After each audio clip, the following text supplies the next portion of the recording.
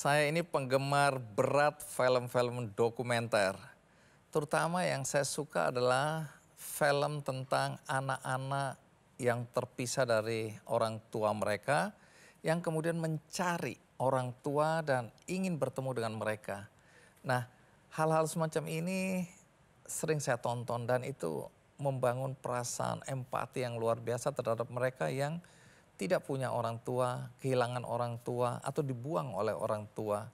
Dan kisah seperti itu pernah saya angkat di Kick Andy belasan tahun yang lalu ketika saya menceritakan tentang pencarian Kiati terhadap orang tuanya. Kiati lahir di sebuah desa, orang tuanya miskin, kemudian diadopsi oleh pasangan suami istri dari Jerman. Dan pada usia yang masih sangat muda, dia dibawa ke Jerman.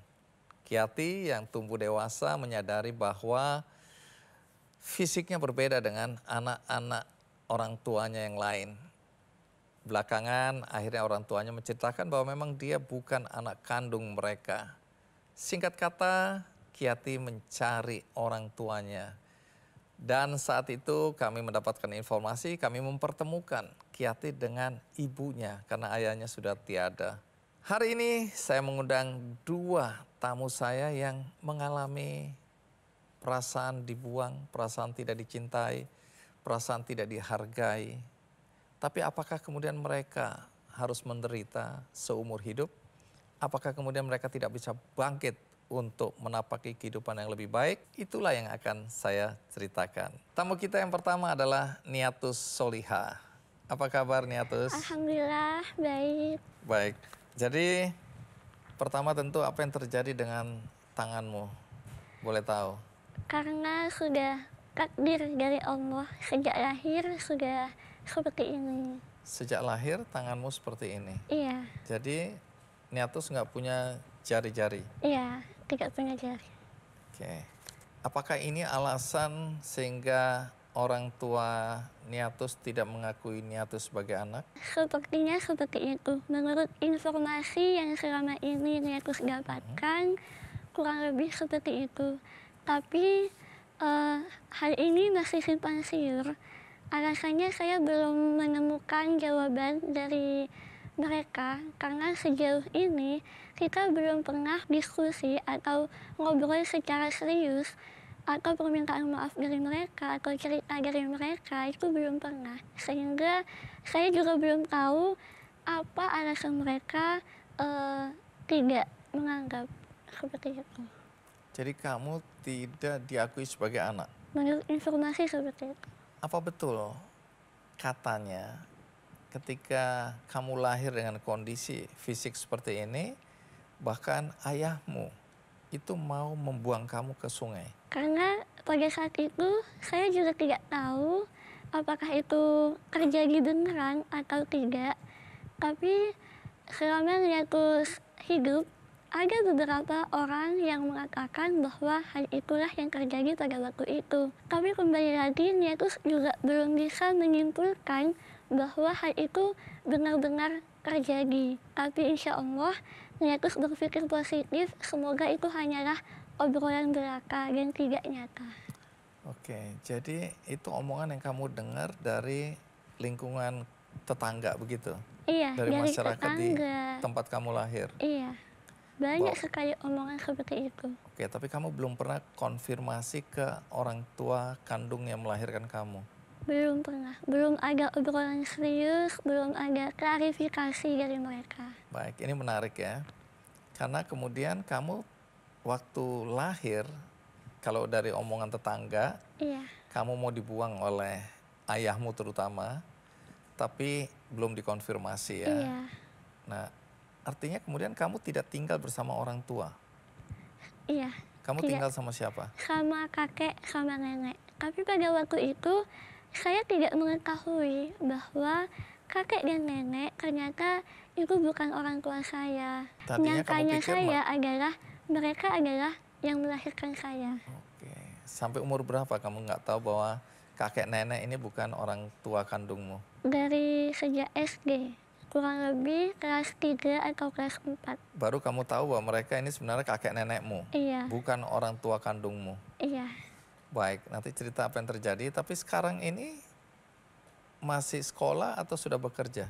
Alhamdulillah sudah mahasiswa, sudah kuliah semester 5. Oh, semester 5 jurusan? Pendidikan guru, pendidikan anak usia dini. Oke. Tapi sekarang juga kerja ya, karena di media sosial Niatus juga terkenal ya. Alhamdulillah. Iya, sekarang juga selain kuliah juga kerja di Yayasan Al-Fatihah sebagai talent dan konten kreator, sebagai editor juga. Baik, nanti cerita perjalanan hidupmu dan bagaimana kamu bisa seperti sekarang. Tapi sekarang kita simak dulu tayangan berikut ini. Buah tidak akan jatuh jauh dari pohonnya. Namun kalimat itu tidaklah relevan dengan yang dialami oleh Niatus Solihah. Gadis asal Bondowoso, Jawa Timur ini tidak pernah menyangka akan memiliki masa lalu yang begitu kelam. Sejak lahir, ia dibuang oleh kedua orang tuanya karena memiliki kelainan fisik yang berbeda. Niatus pun kemudian dirawat dan dibesarkan oleh kakek dan neneknya. Meskipun dengan kondisi ekonomi yang pas-pasan, sang kakek hanya berprofesi sebagai penjual balon keliling, namun ia merawat Niatus dengan tulus dan penuh kasih sayang. Niatus yang terlahir dengan kedua tangan yang tidak sempurna ini berhasil disekolahkan oleh sang kakek hingga ke jenjang sekolah menengah atas. Tak hanya sampai di situ, dalam perjalanannya tumbuh dewasa, Niatus mendapat berbagai cobaan lainnya. Tak jarang ia kerap dibuli dan direndahkan, diejek hingga dijauhkan oleh teman-temannya karena fisik yang kurang sempurna.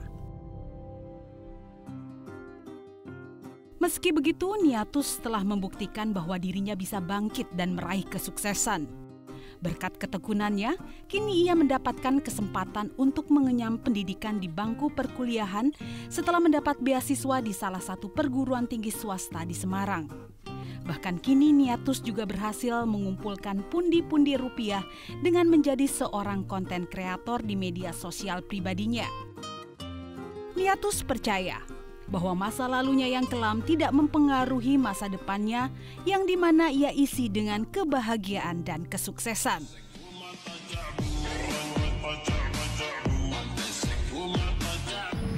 Lepas dari belum dikonfirmasi atau belum pernah didiskusikan dengan orang tua, saya nggak tahu, berarti masih ketemu orang tua ya, orang tua kandung? Masih, sekarang sudah mengetahui. Oh, oke. Bahwa itu orang tua kandungmu ya? Iya. Kita ke belakang sedikit. Dari omongan orang waktu itu yang Niatus dengar ya atau diceritakan, kenapa orang tuamu membuang kamu? Belum tahu kenapa, alasannya kenapa itu belum tahu. Ya karena tadi kita belum ada diskusi, jangankan diskusi, mau ngobrol saja masih jarang seperti itu. Oke, tapi tadi cerita tetangga, cerita orang-orang, apa yang mereka sampaikan ke Niatus? Iya, mereka bilang bahwa selama ini yang tinggal sama kamu itu bukanlah orang tuamu sebenarnya. Tapi pada saat itu saya tidak percaya. Masa sih? Enggak. Ini yang merawat saya dari kecil, yang membesarkan saya. Masa iya mereka bukan orang tua saya? Nah, ketika kamu duduk di bangku SD sudah mulai mengerti, kamu yang bertanya kepada kakek nenek, apakah kakek nenek ini orang tuaku atau bukan? Atau orang tua atau kakek nenek itu yang menceritakan ke kamu bahwa kamu bukan anak kandung kami? Mana yang lebih dulu? Tidak ada yang bertanya, entah itu Niatus bertanya kepada mereka atau mereka menyampaikan kepada Niatus. Tidak ada. Lalu Karena bagaimana ceritanya? Niatus menyadari hal itu dari kartu keluarga. Gimana ceritanya? Kartu keluarga itu Niatus karakternya cucu, bukan anak. Karena Niatus ini masuk di kakaknya kakek sama nenek. Seperti itu. Jadi waktu kecil kamu hanya melihat kakek nenek ini sebagai orang tua. Iya. Berarti kamu tidak hidup dengan orang tua kandung. Iya. Terus ada satu titik di mana Niatus melihat bahwa di kartu keluarga kok aku cucu. Benar. Berarti bertanya dong, ke kakek nenek? Enggak dukanya sama diri sendiri Oh, saja. jadi itu tetap disimpan Iya, dalam hati? iya. Kenapa ini kok ya menjadi tanda-tanya besar ya? Oh, kenapa nggak berani bertanya? Atau aneh kan, kenapa aku cucu bukan anak? Nggak ada keinginan bertanya atau nggak berani bertanya? Gak berani bertanya dulu. Kalau sekarang Mhm. rasa ingin bertanya itu kayak belum ada sih, bukan belum ada, takut, terus nggak siap mendengar jawabannya. Oh, jadi ada ketakutan, pertama takut terhadap jawabannya. Kalau Iya, ternyata mereka bilang, iya kamu dan bukan anak. takut terhadap respon saya ketika sudah tahu jawabannya.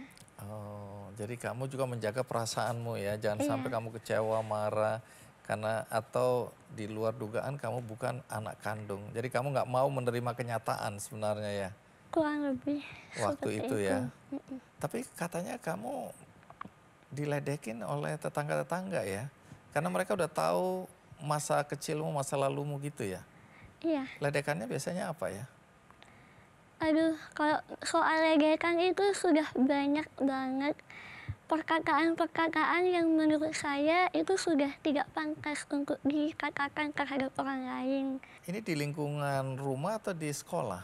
Sama aja, di lingkungan rumah juga ada, di sekolah juga ada. Lalu kapan kamu tahu orang tua kandungmu? Mulai beranjak ke SMP mungkin, SMP. Jadi bagaimana? kakak yang bilang, yang tapi tidak menjelaskan secara detail, cuma ya sekedar kayak bercandaan, tapi kayak serius gitu. Dia bilang bahwa kita itu saudara, saudara kandung, cuma kita nggak satu rumah, seperti itu. Tidak satu rumah. Iya, Jadi rumahnya di mana? rumahnya bersebelahan. Di sini rumahnya, terus di sini rumahnya papa kandung. Jadi tetangga. Iya, Dan selama itu kamu tidak tahu bahwa tetanggamu itu, kamu manggilnya apa ini? Pak D, Bude, Bule, Pak Le, atau apa?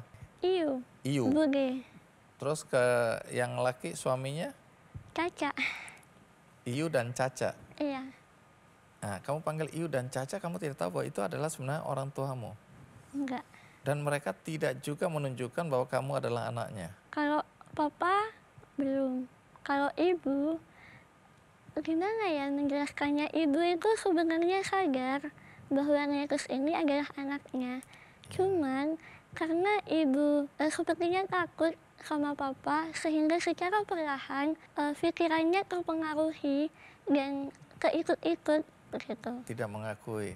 Jadi yang menolak kamu sebenarnya ayahmu ya, Ayah, yang tidak menghendaki kamu. iya, Kamu berapa bersaudara? 3, 2 kakak laki atau perempuan? laki semua. Artinya kamu anak perempuan harusnya anak yang diharapkan. Iya, Tapi kemudian apakah karena fisikmu yang tidak sempurna ini kemudian ayahmu menolak? Atau ada alasan lain yang kamu dengar?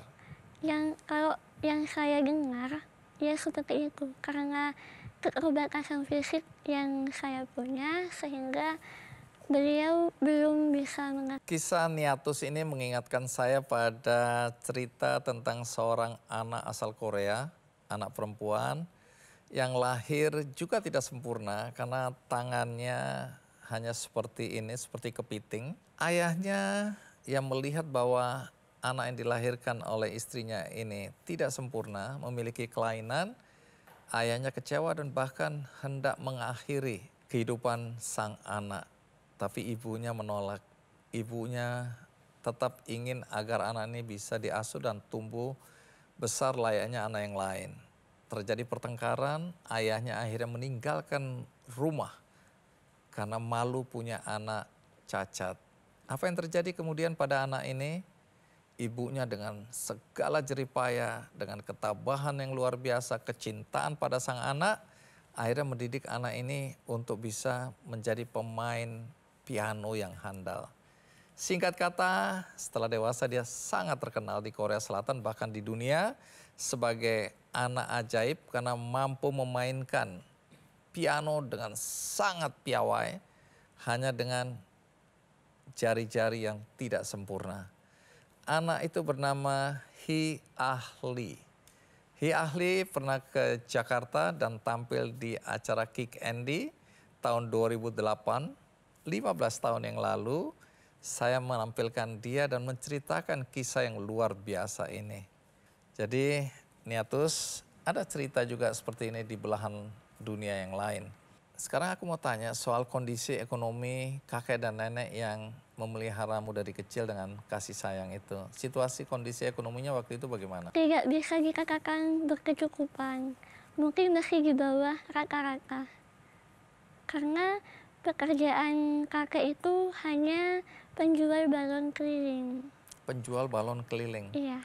Ini artinya penghasilannya tidak tetap ya? Iya, tidak tetap. Jikalau ada yang hajatan, itu baru jualan. Jika tidak, ya kadang cuma keliling-keliling daerah. Itu pun kan kadang ada yang beli, kadang ada yang enggak, gitu. Oke. Kalau nenek? Nenek dulu sempat jualan warung, buka warung di rumah. Tapi pas SMP, MTS, Niatus itu udah berhenti. Karena ekonominya semakin turun gitu. Artinya semakin hari semakin sulit kehidupannya. Dulu seperti itu, sempat merasakan hal itu. Karena harus mengandalkan penghasilan dari kakek yang jualan balon keliling. Iya. Baik, kita masuk ke saat kamu SMP dan akhirnya tahu bahwa tetanggamu itu adalah orang tua kandungmu. Bagaimana persisnya sampai akhirnya kamu tahu? Ngalir aja. Seperti Niatus itu diberikan kesadaran sendiri untuk, oh iya, ternyata mereka adalah orang tua saya. Tanpa dijelaskan, mereka sudah seperti mengetahui. Dan karena pada waktu itu katanya hal itu terjadi itu sudah banyak orang yang tahu, banyak orang yang melihat, sehingga orang-orang yang melihat itu menyampaikan kepada saya. Baik, jadi sebenarnya sudah saling tahu. Iya. Kamu tahu itu orang tuamu. Iya. Orang tuamu juga tahu, ya memang pasti tahu ya kamu anaknya. Tapi tidak pernah terucapkan bahwa aku adalah ibumu atau aku adalah ayahmu. Tidak pernah? Belum. Kalau kalimat pengakuan bahwa ini adalah orang tuamu yang sebenarnya itu belum pernah. Sampai hari ini? Sampai hari ini. Sampai kamu tampil seperti ini? Belum pernah. Ayah, papa kandung. Kalau ibu sadar, beliau sadar, sempat bilang kalau ini ibumu gitu. Oh, jadi ibu itu sadar. Ibu pernah mengakui kamu dan menjelaskan bahwa kamu anaknya. Iya. Aku ibumu gitu Iya. ya. Tapi ayah sampai hari ini tidak? Belum ada kalimat dari ayah sendiri, pengakuan dari ayah sendiri bahwa iya ini adalah papamu. Tapi perlakuannya bagaimana? Perlakuan gimana ya? Ya sebagaimana bahwa kayak bukan ada darah daging gitu. Kayak udah orang gitu. Cuek dan nggak bisa. Gimana ya cara jelasinnya? Kayak nggak kenal. Kayak orang aja gitu. Kayak tetangga. Kayak tetangga aja. Iya. Tidak ada tanda-tanda dia mengasihimu, mencintaimu, bagaikan anaknya, seperti itu tidak ada? Belum pernah. Sampai hari ini? Belum pernah. Jadi kamu merasakan ibumu aja yang mulai memperhatikan Iya. dan menunjukkan perasaan sayangnya. Iya. Dengan kondisi seperti ini ya, dan tahu bahwa yang mengasuh kamu itu bukan orang tua kandung, ada perasaan marah, kecewa nggak dalam hidup waktu itu? Ada. Apa yang kamu rasakan? Kayak kenapa dunia ini tidak adil? Pernah, kenapa? Alasannya itu kenapa? Misalnya memang belum bisa menerima, bisalah didiskusikan secara baik-baik, diberikan penjelasan. Tapi sampai saat ini belum ada kejelasan kenapa dan mengapa. Ya kayak dunia ini sangat tidak adil menurut saya. Di satu posisi saya sudah diuji dengan perbedaan fisik dengan orang-orang normal. Tapi di sisi lain saya juga diuji tentang keluarga. Apakah ada perasaan rindu untuk dipanggil anak, atau dikasih oleh orang tua, perasaan itu ada? Ada, pasti ada. Ingin disayangi, ingin dicintai. Siapa yang nggak pengen mendapatkan hal itu dari orang tua sendiri? Pasti keirian terhadap teman-teman lainnya. Hari libur diajak jalan, sekolah dianterin, apa-apa dinasehatin. Itu kapan ya saya bisa merasakan hal itu? Kamu tidak pernah merasakan itu Belum pernah, dari orang tua kandung, belum pernah. tapi masih terus mengharapkan. Sangat, sangat mengharapkan. Sampai kapanpun akan kutunggu kehadiran mereka. Pintu ini selalu terbuka untuk mereka dan tidak ada rasa dendam, tidak ada rasa marah. Ya mungkin pada waktu dulu pernah merasakan hal itu, tapi sekarang sama sekali tidak ada rasa marah, melainkan rasa rindu dan rasa keinginan kehadiran mereka terhadap kehidupan saya. Apa pengaruh merasa tidak dicintai, merasa tidak dikasihi, merasa tidak diakui, atau merasa dibuang oleh keluarga? Apa yang kamu rasakan sehingga mengganggu proses perjalanan hidupmu? Ya, Apa dampaknya bagi hidupmu merasa tidak dicintai? menurut saya karena saya kurangnya kasih sayang, kurangnya perhatian. Jadi dulu sempat salah pergaulan. Salah pergaulan. Bukan salah pergaulan yang ke arah negatif banget, melainkan ia belum bisa tahu kewajiban seorang wanita bahwa aurat itu harus ditutup. Situasi dan kondisi ekonomi kakek nenek yang dulu kamu anggap orang tua ini kan berat ya.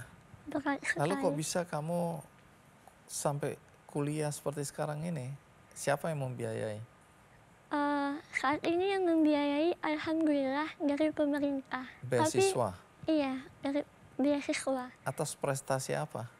Atas kemarin pas mau mendaftar kuliah itu disuruh ikut tes KIP. Nah setelah saya tes, beberapa hari kemudian saya mendapat informasi bahwa selamat Anandanya itu Solihah lolos beasiswa KIP. Seperti itu. Tuhan dengan caranya ya. Masya Allah. Baik. Dengan tangan yang tidak sempurna seperti ini, kalau tulis menulis, kemudian proses belajar yang lain bagaimana? Alhamdulillah kalau tulis menulis bisa. Bahkan alhamdulillah Netus juga suka menggambar dan sudah mempunyai prestasi dalam melukis, menggambar, mewarnai. Oh, jadi pintar melukis ini ya. Insya Allah, atas izin Allah.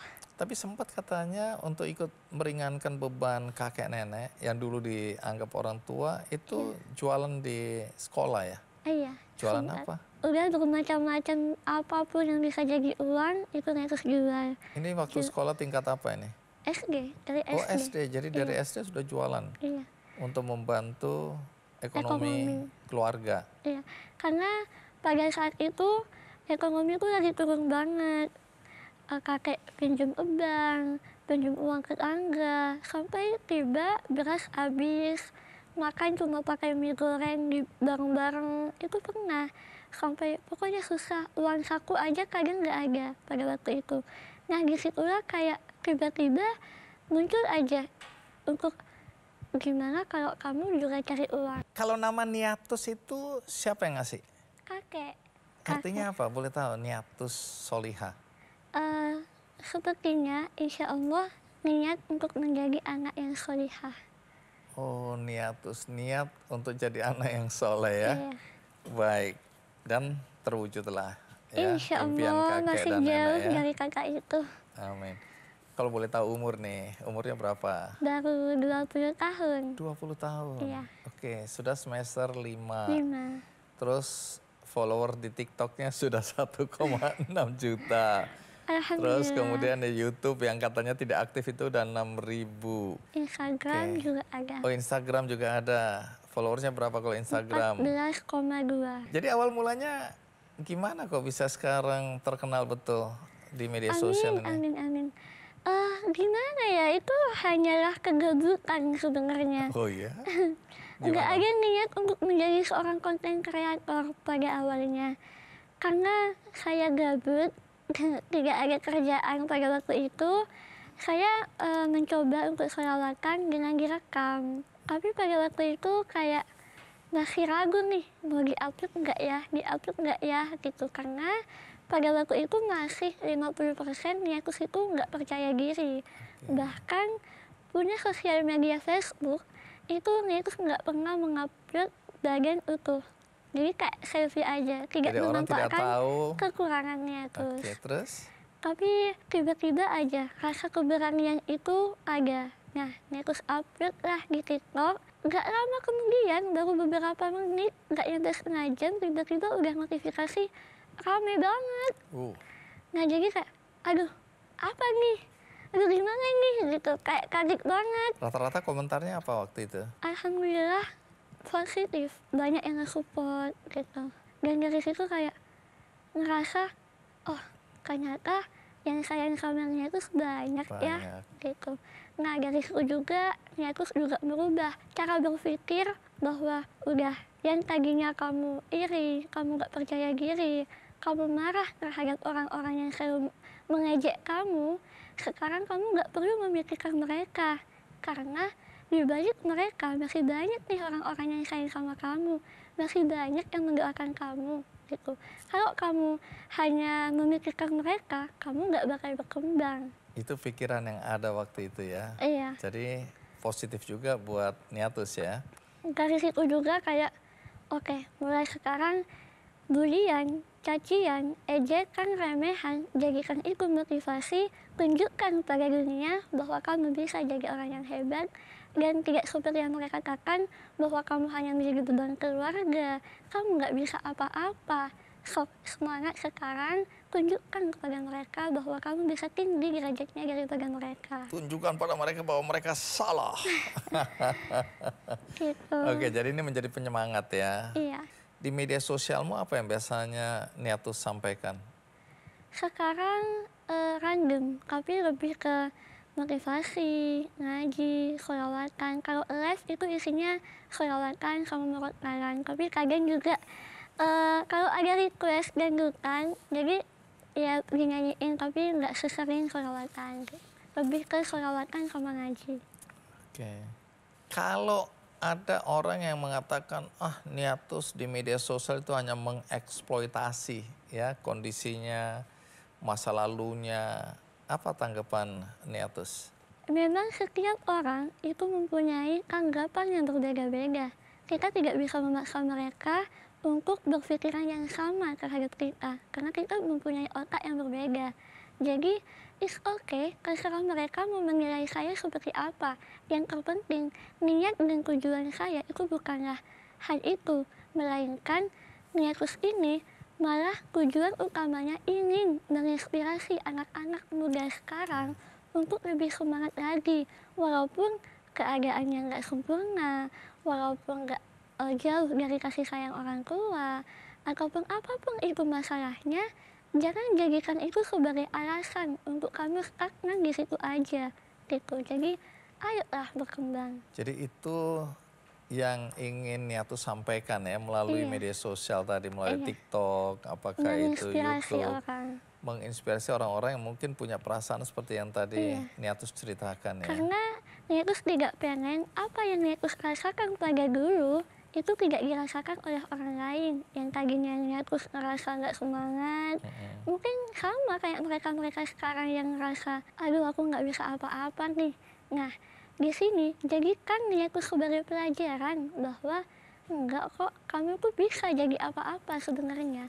Tapi hal itu akan terjadi ketika kamu punya kemauan dan keyakinan. Yakinlah, usaha tidak akan mengkhianati hasil.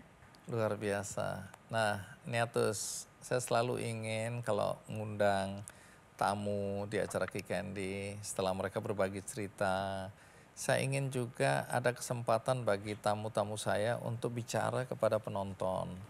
Ya, dalam hal ini saya ingin Niatus untuk menyampaikan pesan kepada teman-teman yang mungkin dilahirkan dengan fisik yang tidak sempurna, teman-teman yang dibuang oleh orang tuanya atau tidak dicintai, ya. Mungkin nggak semua berhasil seperti Niatus saat ini ya, untuk bisa memaafkan, untuk bisa ikhlas menerima keadaan ya, dan mencoba bangkit kembali walaupun belum selesai karena Iya, belum ada pengakuan dari orang tua kandung ya terhadap Niatus. Tapi siapa tahu setelah nonton acara ini orang tua kemudian tergugah hatinya dan amin, mengakui Niatus amin, sebagai anak mereka yang amin, amin, dulu mereka tinggalkan, mereka abaikan dan mereka tidak bisa terima, terutama terhadap ayah. amin. Nah, kepada anak-anak yang punya perasaan seperti Niatus, adakah sesuatu yang Niatus mau sampaikan? Silakan. Buat teman-teman semuanya yang merasa bahwa kalian berkekurangan, ditakdirkan oleh Tuhan dengan keadaan yang berbeda, ekonomi yang berbeda, bahkan masalah-masalah yang yang menurut kalian udah ini berat banget gitu. Yakinlah, di setiap kesulitan pasti akan ada kemudahan. Dan percayalah, Allah tidak akan memberikan ujian kepada hambanya yang tidak bisa melewati rintangan itu. Dan untuk kalian semua, wasta'inu bis-sabri was-shalah wa innaha lakabiratun illa 'alal khashi'in. Perbaikilah sholatmu, maka Allah akan memperbaiki kehidupanmu.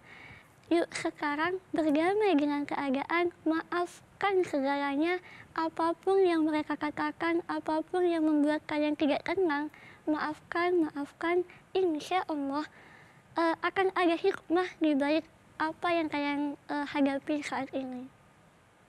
Amin. Terima kasih Terima Niatus kasih ya, kembali, sudah Mas berbagi Andi. inspirasi, terutama bagi anak-anak yang juga merasa dibuang oleh keluarganya.